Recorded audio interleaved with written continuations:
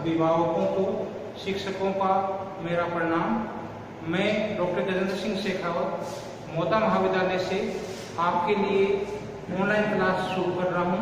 BA part 3 है, उसमें जो इकाई नंबर आपकी 5वीं है, 5वीं में एक देश है नेपाल। आज अपन इस जो क्लास है, इस क्लास में नेपाल के बारे में, नेपाल की स्थिति, नेपाल का भौतिक भागों में इम्पोर्टेंट क्वेश्चन है ये आपका, इसमें बनता है नेपाल को भौतिक भागों में बांटिए। नेपाल की जो तराई प्रदेश है, इम्पोर्टेंट प्रश्न बनता है, इम्पोर्टेंट B सेक्शन में इम्पोर्टेंट प्रश्न बनता है आपका, तराई प्रदेशों का वर्णन कीजिए। तो आज अपन शुरुआत करते हैं। ऑनलाइन में आप लोग पढ़ाई कर रहे होंगे, स्वस्थ होंगे।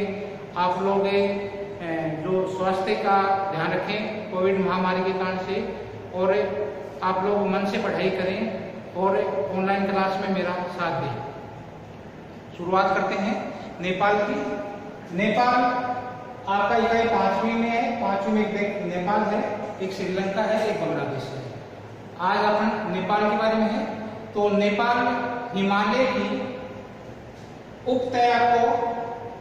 उपत्यका के मध्य स्थित एक ऐसा देश है जहां भौगोलिक परिस्थितियां अत्यंत महत्वपूर्ण भूमिका निभाती है। सदियों से इस देश को विशिष्टता प्रदान किए गए है। भारतीय उपमहाद्वीप में नेपाल एक स्वतंत्र देश की भूमिका निभाता है, चाहे मुगल काल हो चाहे ब्रिटिश काल हो, यह हमेशा स्वतंत्र देश के रूप में रहा है। भारत और जो चीन है, इसके मध्य एक तरफ ये भारत है और एक तरफ ये चीन है। इन दोनों के मध्य ये बफर स्टेट का काम करता है नेपाल। भौगोलिक स्थिति की दृष्टि से यह एक अत्यंत महत्वपूर्ण देश है जो दो मजबूत महाशक्तियों के मध्य है। एक तरफ इसके ये चाइना है जो उत्तर में है, और दक्षिण भाग है या आपका पूर्वी भाग है या पश्चिमी भाग है जिसमें भारत है। दो महाशक्तियों के बीच में ये बफर स्टेट अंतस्थ देश का स्वरूप प्रदान करता है।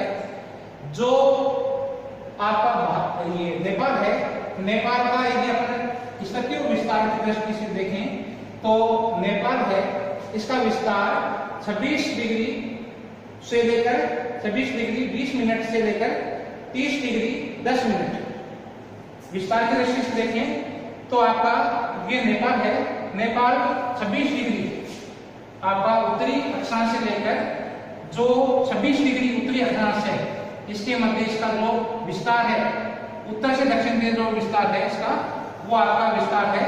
ये 20 डिग्री उत्तरी अक्षांश से लेकर आपका 30 डिग्री जो ये उत्तरी अक्षांश है इसके मध्य स्थित है। जबकि देशांतरी विस्तार इसका है ये 80 डिग्री जो पूर्वी देशांतर है से 88 डिग्री पूर्वी देशांतर के मध्य स्थित है। विस्तार की दृष्टि से देखो 26 डिग्री 20 मिनट से 30 डिग्री 10 मिनट उत्तरी अक्षांश, तथा जो देशांतरी विस्तार है वो आपका 80 डिग्री 15 मिनट से लेकर 88 डिग्री 15 मिनट पूर्वी देशांतर के मध्य स्थित है। जहां तक क्षेत्रीय विस्तार की दृष्टि से इसका नेपाल का जो क्षेत्रफल है ये 1,39,860 किलोमीटर है। यह है पूर्व में, यह है पूर्व से पश्चिम, पूर्व से ये पश्चिम। ये जो इसकी लंबाई है ये 830 किलोमीटर है। इसकी पूर्व से जो पश्चिमी ये जो लंबाई है ये 830 किलोमीटर है। जबकि उत्तर से दक्षिण ये जो इसकी चौड़ाई है या लंबाई मानो, ये चौड़ाई है आपकी 160 किलोमीटर है। इसका जो विस्तार है आपका, वो आपका विस्तार 1,39,860 किलोमीटर है। ये पूर्व से पश्चिम 830 किलोमीटर है। जबकि उत्तर से दक्षिण की तरफ ये जो इसकी चौड़ाई है ये आपकी है 160 किलोमीटर। इसका जो पूर्वी भाग है, इसका जो ये दक्षिणी भाग है और ये पश्चिमी भाग है, ये इंडिया से घिरा हुआ है, भारत से घिरा हुआ है। भारत के जो राज्य हैं सिक्किम है, पश्चिम बंगाल है, बिहार है, उत्तर प्रदेश।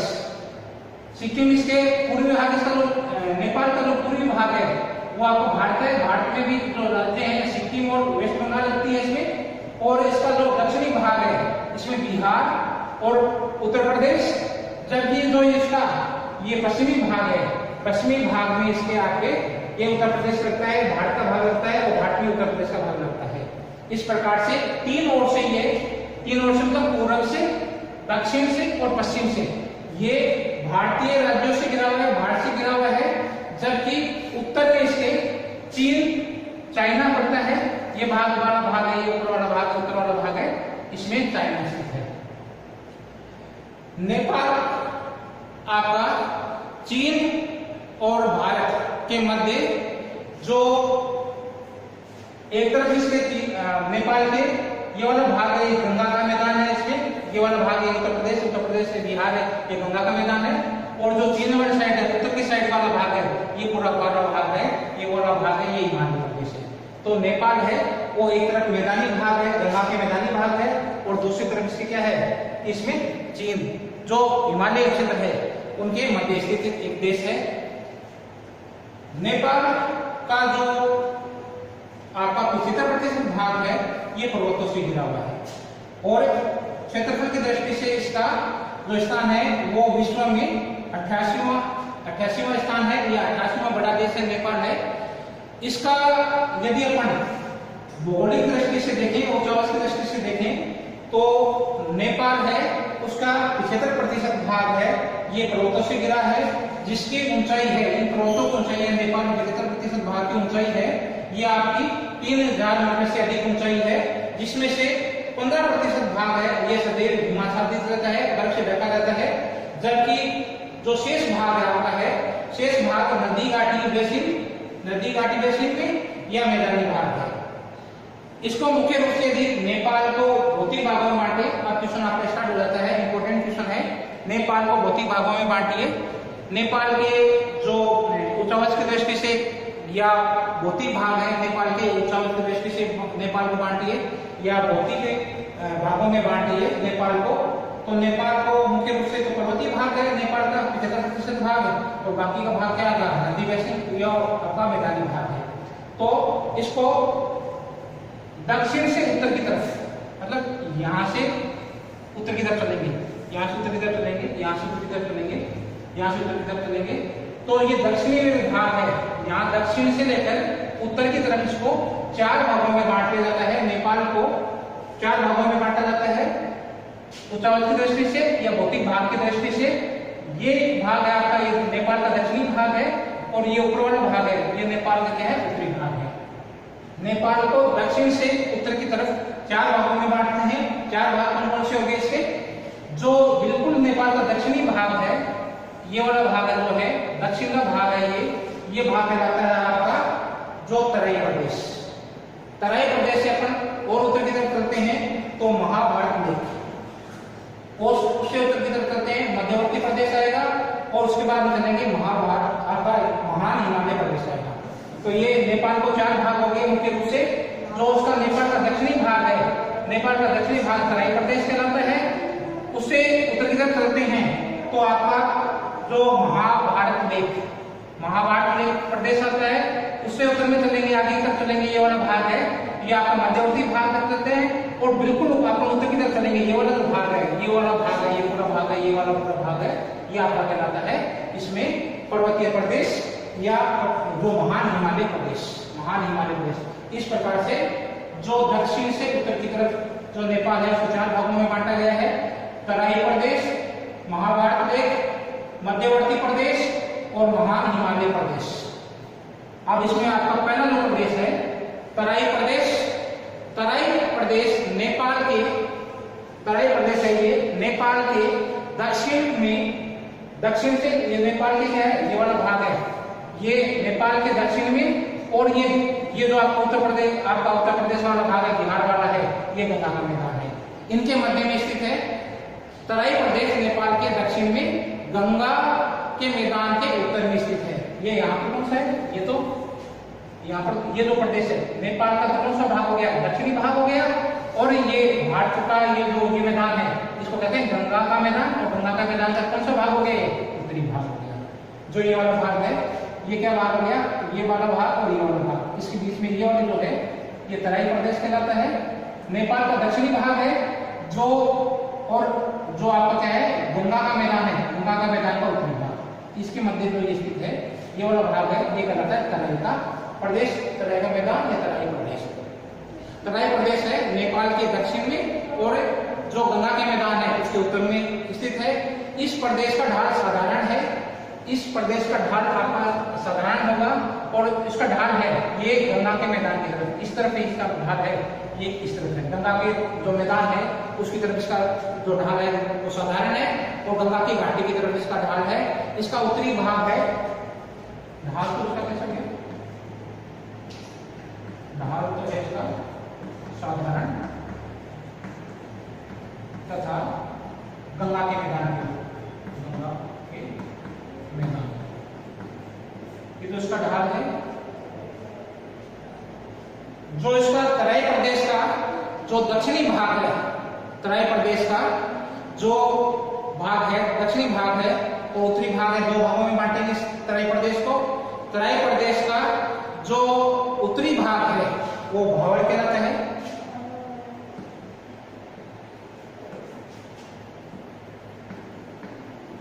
उत्तरी भाग है ये भावर कहलाता है, ये भावर प्रदेश कहलाता है। इस भाग में बालू और रोकड़ी मिट्टी पाई जाती है, बालू और रोकड़ी मिट्टी पाई जाती है, जहां पर जो ये पूरा पूरा प्रदेश है ये बालू और रोकड़ी मिट्टी से भरा हुआ है। इसमें चूरे व अन्य श्रेणी से, देखो जो आपका ये भाग है, इसे तराई प्रदेश का जो ऊपर वाला भाग है, जो उसको नीचे वाला भाग है उसको तो भावर प्रदेश कहते हैं, भावर, और यहाँ पर ऊपर वाले भाग में चूरे की पहाड़ियां है, यहाँ क्या है चूरे की पहाड़ियां, चूरे की पहाड़ियां स्थित है। इस चूरे की पहाड़ियों से, चूरे की पहाड़ियों से आपके अन्य श्रेणियों से निकलने वाली नदियां हैं, अधिकांश नदियां हैं जो आपके क्या है भावर में आके लुप्त हो जाती है, डूब जाती है। ये भाग अत्यधिक उपजाऊ है, जो आपका ये वाला जो तराई प्रदेश है ये अत्यधिक उपजाऊ है और घना बसा हुआ है। भावर प्रदेश वनाच्छादित प्रदेश है, ये वाला भाग ऊपर वाला भाग इसका भावर प्रदेश है, ये भावर प्रदेश क्या है वनाच्छादित है, पूरा पूरा भाग है वनाच्छादित, पूरा पूरा भाग है ये आपका वनाच्छादित है। उपजाऊ मिट्टी क्या है तराई प्रदेश है, ये आपका उपजाऊ है, अत्यधिक उपजाऊ है और घना बसा हुआ है।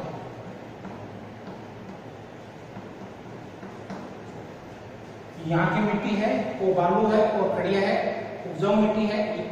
ये प्रदेश आपका क्या है कि तराई प्रदेश है, उसका अत्यधिक उपजाऊ होने के कारण से यहाँ की जो घनत्व है, लोगों का बसाव है उपजाऊ मिट्टी के कारण से अधिक है। यहाँ जो चूड़े इसके आपके जो दक्षिण में यहाँ से चूड़े की पहाड़ी श्रेणी से नदियां निकलती है और नदियां यहाँ के नीचे की तरफ आके आपके इसमें डूब जाती है। यह भाग अत्यधिक उपजाऊ है और तराई प्रदेश के उत्तर में एकाकी पहाड़ियां उठी हुई है। इस तराई प्रदेश के उत्तर में ये वाला भाग है, यहाँ एकाकी पहाड़ियां हैं, इसको शिवालिक पहाड़ियां कहते हैं, शिवालिक पहाड़ियां, और इनको नेपाल में चूड़े की पहाड़ियां भी कहते हैं। शिवालिक पहाड़ियां भी है, चूड़े की पहाड़ियां कहते हैं इनको। तराई प्रदेश का उत्तरी भाग है, तराई प्रदेश का ये उत्तरी वाला भाग है, यह वाला भाग है, ये पूरा पूरा क्या है दलदली है, दलदल, पूरा पूरा भाग क्या है दलदली है। और दलदली होने के कारण से यहाँ पर हमेशा मलेरिया का प्रकोप बना रहता है। और दक्षिणी भाग है, ये उत्तरी भाग तो क्या है दलदली है, उत्तरी भाग दलदल, मलेरिया का प्रकोप रहता है, मलेरिया का प्रकोप। जबकि जो दक्षिणी भाग है ये अत्यधिक उपजाऊ है, जो ये वाला भाग आगे वाला भाग है, जो गंगा के मैदान से मिला हुआ भाग है, जो दक्षिण का भाग है इस तराई प्रदेश का, इस तराई प्रदेश का उत्तरी भाग है, चूड़े की पहाड़ियां है, दलदली क्षेत्र है, वहां मलेरिया का प्रकोप रहता है। दक्षिणी भाग है अत्यधिक उपजाऊ।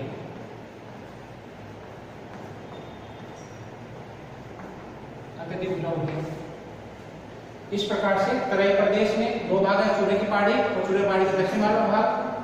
जो आपका दक्षिणी वाला भाग है उसमें अत्यधिक उपजाऊ है, और उत्तरी भाग है उसमें जगह जगह पर क्या है कि आपकी पहाड़ियां हैं और जो भाग बालू की मिट्टी है, कड़िया मिट्टी है, इस कारण से इस भाग को कहा जाता है आपका भावर प्रदेश। और ये भावर प्रदेश है, ये बना था युद्ध प्रदेश। दूसरा आपका प्रदेश है इसके बाद में महाभारत लेख।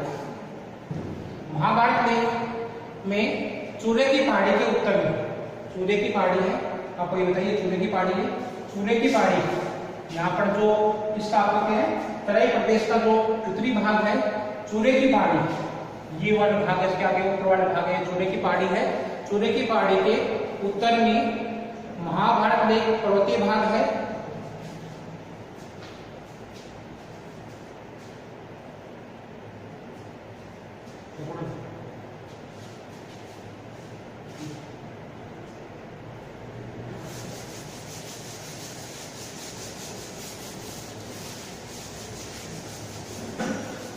दो नंबर आपका प्रदेश है, दो नंबर आपका प्रदेश है महाभारत लेख। महाभारत लेख दो नंबर प्रदेश है। इस महाभारत लेख में चूरे की पहाड़ी,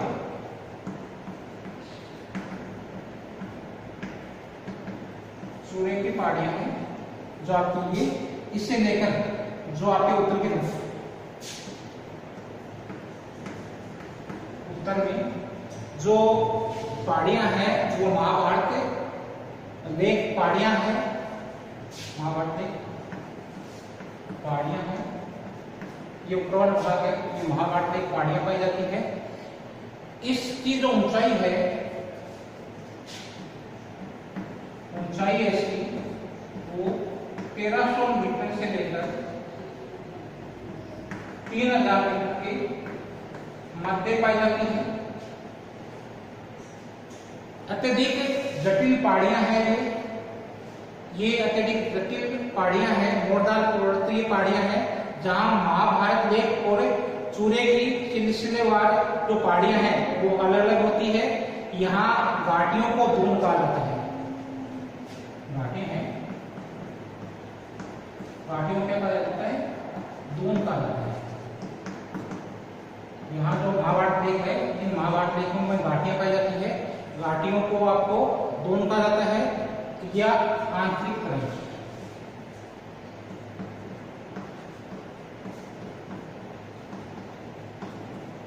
आंतरिक तराई कहा जाता है, दून घाटियां भी कहा जाता है। धरातल, ये यहाँ का जो धरातल है ये तराई तुल्य है,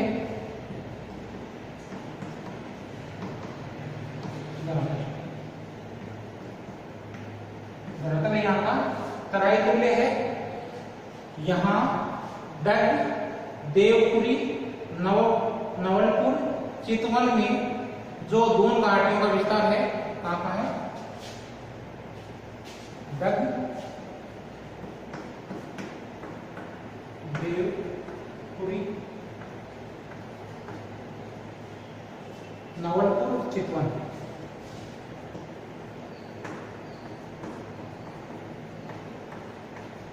इन क्षेत्रों में ये आपका घाटी जो दून घाटियां पाई जाती है इनका विस्तार किया जाता है।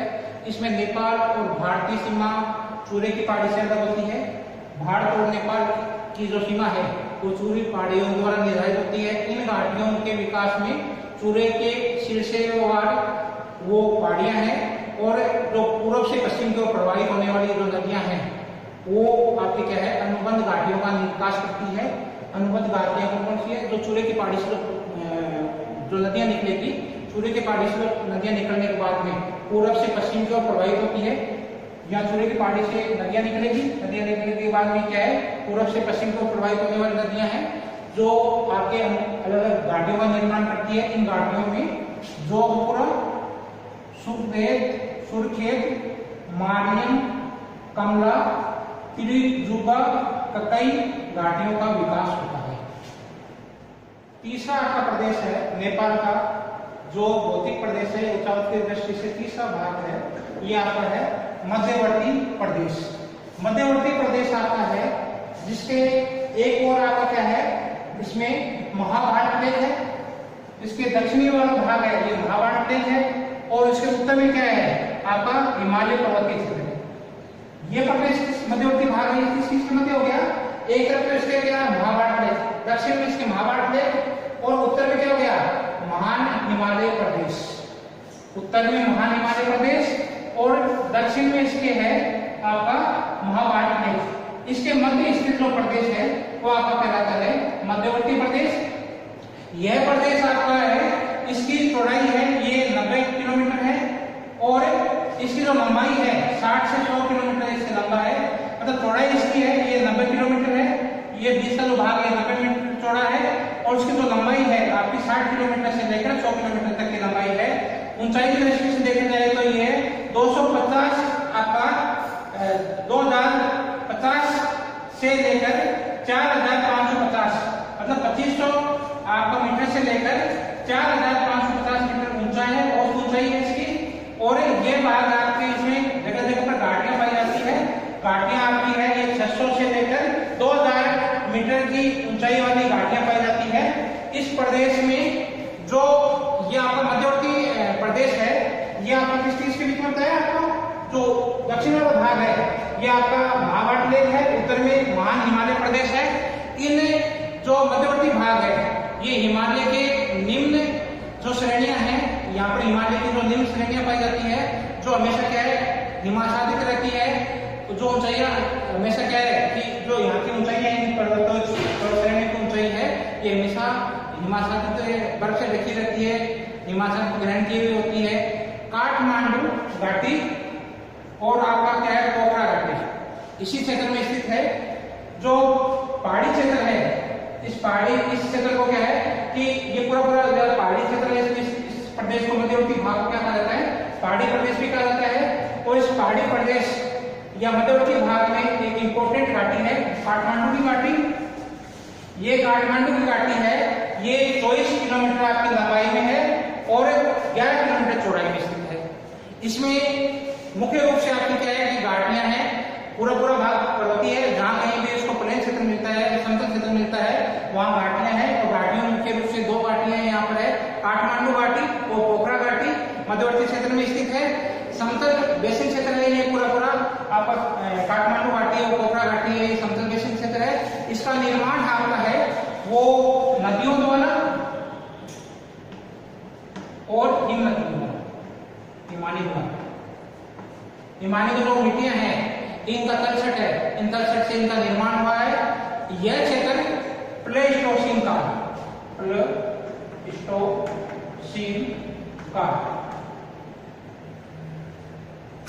इस जो क्षेत्र का निर्माण है वो प्लेस्टोसीन काल या युग में हुआ है। यहाँ जो काठमांडू है, काठमांडू घाटी है, इसमें काठमांडू जो नेपाल की राजधानी भी है और सांस्कृतिक विकास भी यहाँ अधिक हुआ है। तो ये काठमांडू घाटी है, ये इंपॉर्टेंट क्षेत्र है इस मध्यवर्ती भाग का, ये पूरे देश के लिए इंपॉर्टेंट क्षेत्र है। जिसमें काठमांडू घाटी है उसमें काठमांडू देश की राजधानी भी है और सांस्कृतिक विकास की धुरी भी माना जाता है। यहाँ बागमती नदी बहती है,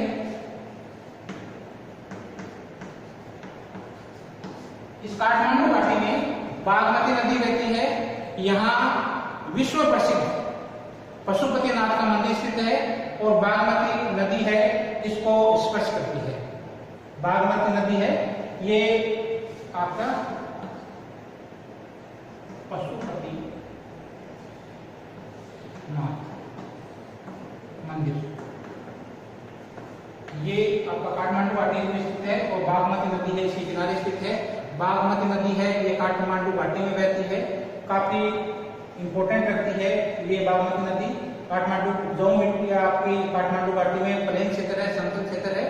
इसी प्रकार से आपका जो चौथा प्रदेश है, चौथा प्रदेश में घटता है महान हिमालय प्रदेश।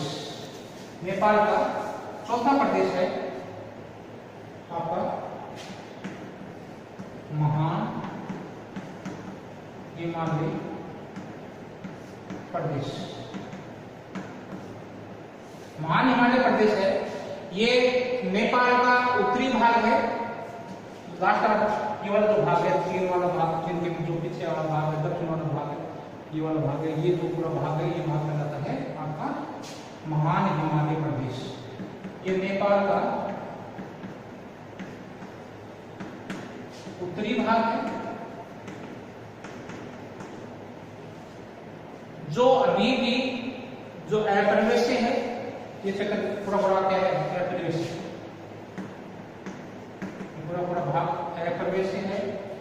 जो आपकी ये भाग है, ये अत्यधिक ठंडा है और बर्फीला है, ठंडा भी है, बर्फीला भी क्षेत्र है।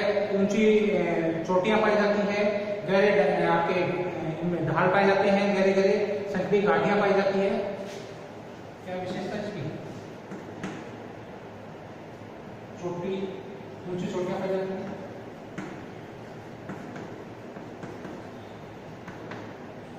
गहरी घाटियां, संकरी घाटियां,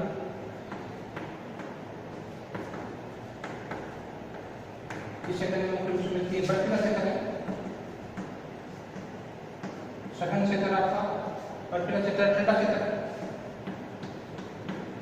ठंडा क्षेत्र है, बर्फीला क्षेत्र है आपका। इससे होकर नदियां हैं, इंपोर्टेंट जो नेपाल की नदियां हैं वो इसी प्रदेश से निकलती है और पूरे नेपाल में उत्तर से दक्षिण से बहती है। इन नदियों में मुख्य रूप से आपकी है कर्णाली, ये नेपाल की सबसे बड़ी नदी है, कर्णाली नदी है, कोसी नदी है, गंडक नदी है, कर्णाली, कोसी, गंडक, ये नदियां इसी क्षेत्र में प्रवाहित होती है, जो हजारों मीटर गहरी आपकी घाटियों का निर्माण करती है।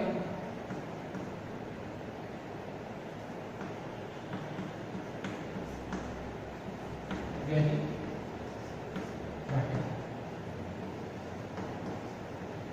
घाटियों का निर्माण करती है। ये नदियां हिमालय के जो उत्थान होता है और हिमालय से उत्थान होने के बाद में ये पूरब की ओर बहती है। ये पूरा पूरा क्षेत्र आपका क्या है, हिमालय क्षेत्र है। इस हिमालय महान हिमालय क्षेत्र है, इससे नदियां निकलती है और ये नदियां पूरब से पूरब तक बहती है। बाद में निकलने के बाद में जो आपकी कर्णाली नदी बताई है, कोसी नदी बताई है, गंडक नदी बताई है, ये पूरब की ओर बहती है। इस प्रदेश में अनेक ऊंची ऊंची चोटियां हैं, ऊंची पर्वत चोटियां घाटियों को छोड़कर पूरा क्षेत्र आपका है। ये पूरा पूरा क्षेत्र जो घाटियों छोड़कर पूरा पूरा क्षेत्र है, ये जनशून्य है। यहाँ पर जनशून्य क्षेत्र है, पूरा पूरा क्षेत्र है जनशून्य है। यहाँ अनेक इस देश की ऊंची ऊंची पर्वत, विश्व की भी ऊंची पर्वत श्रेणियां हैं और यहाँ इस देश की भी जो पर्वत श्रेणियों की दृष्टि से देखें तो काफी ऊंची पर्वत श्रेणियां पाई जाती है। मुख्य रूप से आपकी है विश्व की सबसे ऊंची चोटी जो है एवरेस्ट। एवरेस्ट जो पर्वत श्रृंखला है इसकी लंबाई है 8,848 मीटर। ये भी यही है आपकी धौलागिरी है,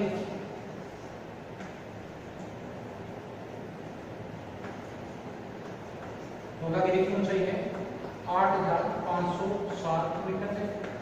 इसके बाद में आपके मकालू है 8,475 मीटर। इसके बाद में आपके अन्नपूर्णा है नदी, आपके पर्वत श्रेणी है अन्नपूर्णा 8,078 मीटर। इस प्रकार से ये विश्व की ऊंची चोटियां हैं, वो भी महान हिमालय प्रदेश में है। महान हिमालय प्रदेश में आपके एवरेस्ट है 8,848 मीटर है, धौलागिरी है 8,507 मीटर है, मकालू है 8,475 मीटर है, अन्नपूर्णा है 8,078 मीटर है। इस प्रकार से ये पूरा क्षेत्र है आपका, ये पर्वतीय क्षेत्र है। चौथा प्रदेश है जो महान हिमालय बर्फ से ढका हुआ है, जनशून्य यहाँ पर लोग रहते हैं। यहाँ पर मुख्य रूप से नदियां कर्णाली, कोसी, गंडक नदियां बहती है। उम्मीद है आज आपको ये चैप्टर समझ में आया होगा। आप लोग ऑनलाइन पढ़ाई करें, मन लगा के पढ़ाई करें। आप लोग जो खूब अच्छे से स्टडी करें। आपकी परीक्षा है और जो नए स्टूडेंट आए उनके लिए भी ये अच्छा टॉपिक है लर्न करने के लिए। धन्यवाद आपको।